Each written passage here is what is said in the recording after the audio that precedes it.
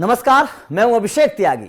बिहार चुनाव जैसे जैसे नजदीक पहुंच रहा है वैसे वैसे ही राजनीतिक सरगर्मियां तेज हो गई हैं, क्योंकि आप चाहे बात महागठबंधन की कर लीजिए, आप चाहे बात एनडीए की कर लीजिए, तमाम दलों में अब सीट बंटवारे को लेकर दांवपेच होने लगे हैं। मतलब मामला जो है उलझता हुआ नजर आ रहा है। बात एनडीए की अगर करें तो चिराग पासवान की नाराजगी साफ तौर पर पहले देखी जा रही थी कि चिराग पासवान किस तरीके से अपनी सीटों को लेकर नाराज बताए जा रहे थे। फिर सीट को लेकर बात बनी तो अब बात एक और जगह बिगड़ती जा रही है कि चिराग पासवान जिन सीटों को मांग रहे हैं वहां पर पेच फंसता हुआ नजर आ रहा है। क्योंकि चिराग पासवान की ये शर्त मानी जा रही थी, या कह सकते हैं कि एक उनका अपनी शर्त थी कि मुझे इन्हीं सीटों पर लड़ना है, मेरी मनपसंद सीटें ये हैं। तो उन सीटों को लेकर जो है दांवपेच फंसता नजर आ रहा है। अभी हाल ही में जेपी नड्डा जी के घर बैठक हुई, एनडीए के जो तमाम घटक दल हैं उनकी बैठक हुई, और वहां पर खबर यह है कि बड़ी खींचतान हुई है, सीटों को लेकर बड़ा बवाल हुआ है।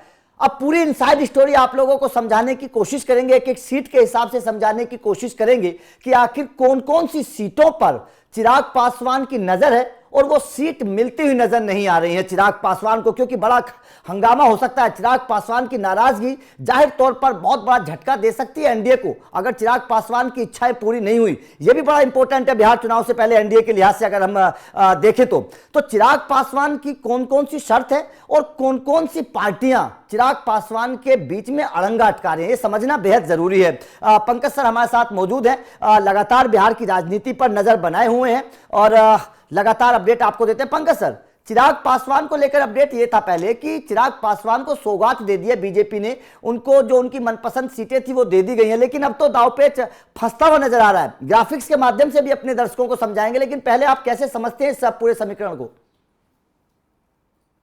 चिराग पासवान के साथ मोटा मोटी सीटों का मामला सुलझ गया। सिर्फ 3 सीट को लेकर अभी भी जीत है। जो एक चकाई की सीट है, हाँ जो कि जेडीयू के हिस्से में गई है, वहां से पिछली बार निर्दलीय लड़े थे सुमित कुमार जी, वो जेडीयू में शामिल हुए हैं। और निर्दलीय जब लड़के जीत गए थे तो जेडीयू जान रही है कि वो हो सकता है कि सीट निकाल ले, इसलिए जेडीयू अड़ी हुई है। लेकिन वहां से लोजपा भी अपना कैंडिडेट देना चाहती है। बिल्कुल बिल्कुल।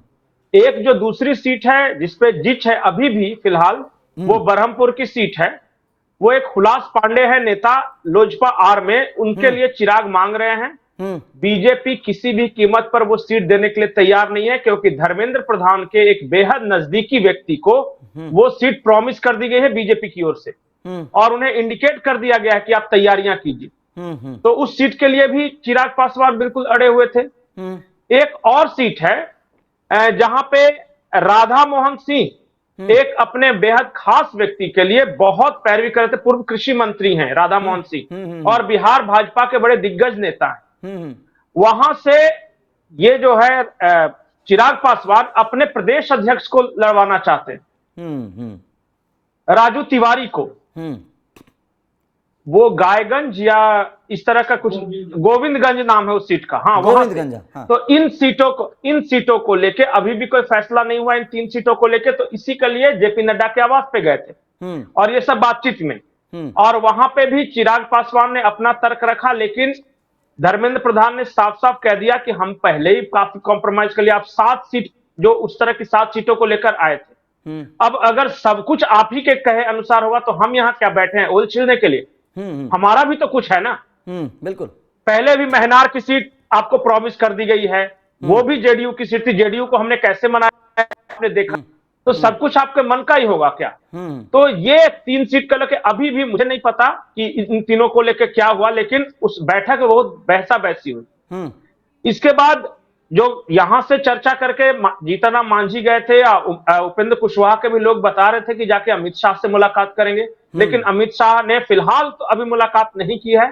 जेपी नड्डा के पास ये सब गए। अब उपेंद्र कुशवाहा को देखिए, उन्होंने कह दिया अचानक, कल से वो कहना शुरू कर रहे हैं कि हमें 20 सीट चाहिए। 20। जबकि लगातार पिछले 1 महीने से इस बात की चर्चा थी कि 5 से 7 नहीं तो 8 मैक्सिमम 10 उनको मिल सकती है। इस बात को लेके अब अचानक ये 20 से आ गई, किसी को समझ में नहीं आ रहा है ये।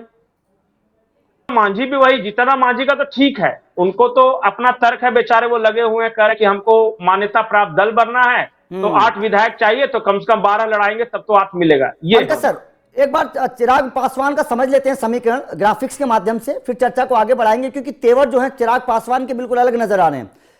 यह है कि खबर यह है कि जदयू अपनी सीटें महनार, मटिहानी और चकाई चिराग पासवान को देने के तैयार नहीं है। जनता दल यूनाइटेड, ये भी एक समझने वाली बात है। महनार जदयू के प्रदेश अध्यक्ष उमेश कुशवाहा की सीट है, ये समझना बेहद जरूरी है। जबकि मटिहानी 2020 में चिराग की पार्टी जीती थी, लेकिन अब विधायक जो पुराने विधायक है वो जदयू में शामिल हो चुके हैं। तो ऐसे में जो चकाई में निर्दलीय विधायक सुमित सिंह है, जिन्हें जदयू का समर्थन प्राप्त है, तो यहां पर भी जो है वो मामला जो है अटकता हुआ नजर आ रहा है। उसके बाद में बीजेपी अपनी गोविंदगंज सीट चिराग को देने के लिए तैयार नहीं, मतलब बीजेपी भी चिराग पासवान के लिए झुकने के लिए तैयार नहीं है, वो भी बलिदान करने के लिए तैयार नहीं है। वहीं मांझी की पार्टी भी जो है वो चिराग पासवान को लेकर, मांझी की पार्टी ने अपनी सिकंदरा सीट भी चिराग पासवान को देने के लिए तैयार नहीं है। सूत्रों के अनुसार चिराग वैसी सीटों पर दावा कर रहे हैं जहां उनके उम्मीदवार जीत सकें, जिससे सीटों की संख्या बढ़ सके चिराग पासवान की, और एनडीए में जो है वो मामला जो है वो बन सके, खुद डील्स कर सके बीजेपी के सामने, वो अगर सीटें ज्यादा आएंगी तो फिर डील कर सके। तो यहां पर जो है चिराग पासवान का जो अपडेट है वो ये है कि वो अपनी, सबसे पहली बात तो है कि वो अपने मनपसंद सीटों पर लड़ना चाहते हैं। अब अगर आप अलायंस में हैं, गठबंधन में हैं, तो क्या यह पॉसिबल है कि सारी आपकी मनपसंद सीटें आपको मिल जाएंगी? सर, सबसे पहला सवाल तो मेरा यह है। और दूसरा सवाल मेरा यह है कि चिराग पासवान के जो तेवर नजर आ रहे हैं इस बार चुनाव में, आप पहले की बात कर लीजिए कि मैं अकेला भी लड़ सकता हूं, फिर ये कह दिया कि हम किसी पार्टी के साथ जुड़ भी सकते हैं, इस तरीके की जो चर्चाएं चल रही हैं चिराग पासवान की, जो तेवर उनके तल्ख तेवर नजर आ रहे हैं, इन तेवरों के पीछे की वजह क्या समझ रहे हैं आप?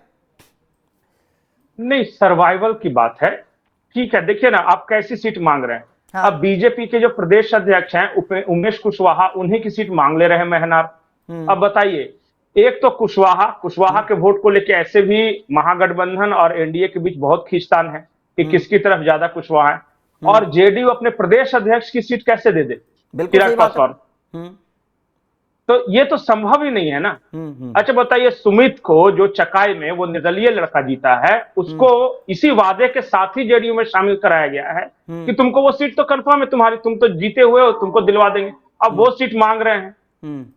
कुछ देखिए इम्प्रैक्टिकल मांगे हैं। रही बात ये 3-4 सीटों को लेके, पता नहीं कैसे ये सुलझेगा, लेकिन अभी भी चिराग पासवान के साथ सब कुछ बातचीत होने के बावजूद ये करें। हाँ, एक चीज और मांग रहे थे, ये कह रहे थे कि सीट अगर हम इस संख्या कम दे रहे हैं तो एक एमएलसी की सीट और एक राज्यसभा की सीट, ये अपनी मां को राज्यसभा भेजना चाहते हैं, उस पर भी बातचीत कर रहे थे। अब पता नहीं उसका भी क्या फैसला हुआ या नहीं हुआ। तो ठीक है, अपना पोजिशनिंग कर रहे हैं, हर कोई चाहता है कि अंतिम समय में बहुत ज्यादा बार्गेन करके जितना ले सकते हैं, लेकिन माहौल खराब हो। आज से आप 5-7 दिन पहले, जब तक चुनाव के तारीखों का ऐलान नहीं हुआ था, तब का माहौल देखिए, और ये सब ये टेंट्रम्स कर रहे हैं उससे माहौल देखिए, और दोनों तरफ से खराब हो रहा है। ऐसा नहीं कि मैं सिर्फ एनडीए की बात कर रहा हूं। अच्छा, आज की तारीख में अचानक उपेंद्र कुशवाहा के 20 सीट, और उनको अगर बीजेपी ने कह दिया कि जाइए लड़िए अपना 20 सीट पे, हमको नहीं चाहिए, तो क्या कर लेंगे? बिल्कुल सही बात है। जीरो है, जीरो विधायक। चिराग पासवान के पास अभी विधायक है। बताइए, जीरो वाले को वो 25-30 सीट दे रहे हैं, फिर भी इन्हीं के साथ अन्याय हो रहा है। इनको 20 चाहिए अभी। पता चला जनाधार के नाम पे कुशवाहा के भी पूरे कुशवाहा के नेता नहीं, बाकी का तो छोड़ ही दीजिए। ये स्थिति है वहां पे। लेकिन सर, चिराग पासवान की जिद के पीछे की वजह आप क्या समझ रहे हैं? सर्वाइवल। देखिए क्या है कि चिराग पासवान अपने टिकट नहीं दिलवा पाएंगे। जैसे उनका प्रदेश अध्यक्ष है राजू तिवारी, हाँ। अगर उसको भी सीट नहीं दिलवा सकेंगे, हाँ। फिर कल को एक कोमल सिंह वीणा देवी की बेटी जो, उसको नहीं सीट दिलवा सकेंगे, तो ये इनके साथ भी संकट यह है कि इनके आसपास, देखिए आज तक होता क्या है ना कि जेडीयू और चिराग पासवान कभी एक साथ नहीं लड़े, दोनों हमेशा अलग अलग रहते। बिल्कुल। तो जहां जेडीयू का जीता हुआ है, वहां राइवल रहता था चिराग पासवान का नेता, और चिराग पासवान की पार्टी जहां जीती है वहां जेडीयू का रहता। अब ये दोनों एडजस्ट कैसे करेंगे, इस चीज के लेकर समस्या आ रही है। और इन दोनों पार्टी, यही तो गठबंधन का नाम है ना। बिल्कुल बिल्कुल।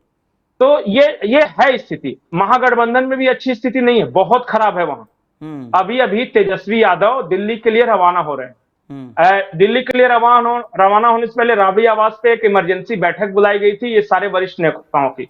कल भी रात को एक इमरजेंसी बैठक हुई थी। अभी वहां तो और ज्यादा फासला है। फासला का अंतर समझिए। जब मैं आपसे बात करने आया, इससे ठीक पहले न्यूज 18 चैनल पे बैठकर मुकेश सहनी ये कह रहे हैं कि 40 तो लड़ेंगे ही लड़ेंगे, इससे कम का तो सवाल ही पैदा नहीं होता। और उन्होंने यहां तक कह दिया सार्वजनिक रूप से टेलीविजन चैनल पे कि हमने अपने 40 कैंडिडेट को नॉमिनेशन करने कह दिया है। यह स्थिति है वहां पे। दूसरी ओर दीपंकर भट्टाचार्य ने मीडिया पे आके बयान दिया, हालांकि कम्युनिस्ट जल्दी मीडिया के सामने आते नहीं, लेकिन मीडिया के सामने आके बयान दिया कि पिछली बार से तो ज्यादा लड़ेंगे, क्योंकि हमारा स्ट्राइक रेट भी सबसे अच्छा रहा है। लोकसभा में भी, विधानसभा में पिछली बार हमारे चलते नहीं हारे थे, हमारे चलते तो आई थी सीटें, तो हमें तो ज्यादा देना पड़ेगा। वो कम से कम कह रहे हैं कि 25 चाहिए अकेले सीपीआई एमएल को, बाकी भाकपा को और सीपीआई को अकेले वो छोड़ दीजिए, तो 6-4 वहां भी देना है। और कई ऐसी सीटें हैं जहां पे कम्युनिस्ट पार्टियां अड़ी हुई है कि हम तो लड़ेंगे ही लड़ेंगे। जैसे मैं उदाहरण के तौर पर बता रहा हूं, जहानाबाद की एक घोसी सीट है, वहां से रामबली सिंह ने नॉमिनेशन का ऐलान कर दिया, वो भाकपा माले के, और वो सिटिंग विधायक हैं, सिटिंग विधायक। अब उनकी सीट पे आरजेडी के तेजस्वी यादव ने एक राहुल शर्मा को कल एंट्री करवा ली और टिकट का वादा कर दिया। तो भाकपा वाले कहना है कम से कम हमारी जीती हुई सीटें तो हमारे लिए छोड़ो। और ऐसा नहीं, 3 जगहों पे ऐसा हुआ है। नरकटियागंज में कांग्रेस के हैं और वहां पे आरजेडी ने शामिल करा के और कह दिया है, टिकट का वादा कर दिया है। इसी तरह एक और जगह है जहां पे मुझे वो सीट का नाम याद नहीं है, मतलब कि भाकपा वाले का सीटिंग है और वहां पे आरजेडी दूसरे को शामिल करा के टिकट का वादा कर रही है। तो ये दिक्कतें हैं दीपंकर भट्टाचार्य की। मुकेश सहनी के बारे में मैंने बताया। और कांग्रेस के साथ सबसे बड़ी बात है कि कांग्रेस अभी भी कह रही है कि हम 60 पे लड़ेंगे, कम से कम 70 में पिछली बार लड़े थे, इस बार कम से कम 60 में लड़ेंगे। और परेशानी यहां नहीं है 60-70 नहीं, परेशानी यह है कि कांग्रेस का कोई नेता बात ही करने के लिए तैयार नहीं। मजबूरी में तेजस्वी यादव जा रहे हैं मल्लिकार्जुन खड़गे के पास। कहां है कांग्रेसियों को भी पता नहीं। चले थे कोलंबिया से कि भारत पहुंच रहे हैं, अभी कल की खबर है कि वो अमेरिका में पाए गए। तो ये तो हाल है उनका। तो बात करें तो किससे करें? इस क्रूशियल समय में कांग्रेस का कोई शीर्ष नेतृत्व तो बात करने के लिए अवेलेबल ही नहीं। अब ये कृष्णल्ला वरु से कितना बात करें? बिल्कुल सही बात है, बिल्कुल सही बात है, ये दिक्कत आ रही है वहां पे। बिल्कुल सही बात है। तो यहां पर बिहार में इस वक्त लगातार समीकरण जो है वो बदलते जा रहे हैं और बिगड़ते जा रहे हैं। चिराग पासवान की एक जिद कि मैं अपनी पसंदीदा सीटों से लड़ूंगा, जाहिर तौर पर इसने एनडीए में खलबली मचा दी है। तो आपका इस खबर पर क्या कहना है? चिराग पासवान जिस तरीके से जिद पर अड़े हुए हैं अपनी पसंदीदा सीटों को लेने के लिए, आप इसके पीछे क्या वजह समझते हैं? बिहार चुनाव से पहले कमेंट करके अपनी राय जरूर दीजिएगा। वीडियो अच्छी लगी हो तो लाइक और शेयर जरूर करिए, चैनल को सब्सक्राइब करके बेल आइकन को प्रेस कर देना। अपडेट लगातार मिलते रहेंगे। Thank you very much.